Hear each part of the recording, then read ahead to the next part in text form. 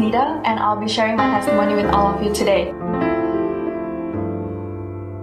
Growing up, I was a very good kid. I shined at school. I was basically living by the standards set by the people around me, from my parents, my teachers, my friends. I started forgetting who I really was. I went on and got into one of the top high schools in Singapore, and I started becoming rebellious. Knowing that I'm not allowed to date, still, I started dating one of the guys in my school. Eventually, things started going down the hill, and I started being involved with him physically.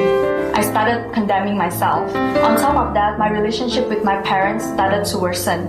While all these things are happening, I was still putting on a very happy front, but my emotional scars were still there. They weren't healed. I was tired of lying and putting on masks every time I need to meet other people.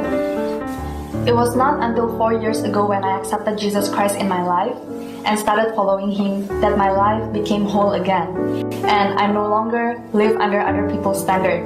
Instead, I learned to forgive my past wrongdoings and stop condemning myself.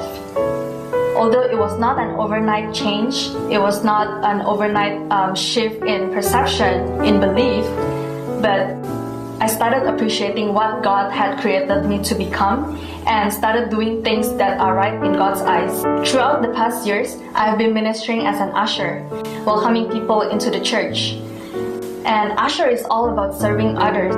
As I realized whatever that we ushers are doing right now are actually what Jesus Christ was doing 2,000 years ago on this earth.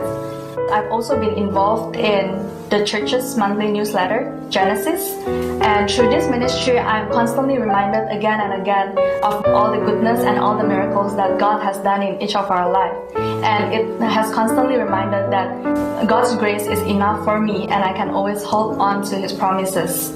IFGF Pinole has been a family to me, and I found my answer in God.